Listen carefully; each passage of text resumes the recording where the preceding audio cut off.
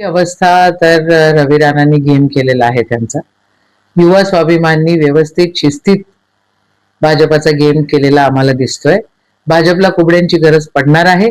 भाजप त्यांच्या समोर लाचार होणार आहे आणि इथं लंगडं सरकार बसताना आम्हाला दिसतंय.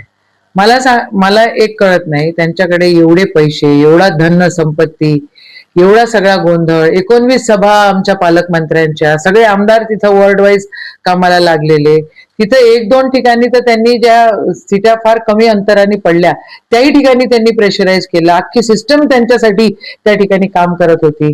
पण अमरावतीच्या जनतेने त्यांना कौल दिला नाही. भाजप ही वस्तुस्थिती आहे आणि जनशक्ती विरुद्ध धनशक्ती ही लढाई अशीच झालेली आहे.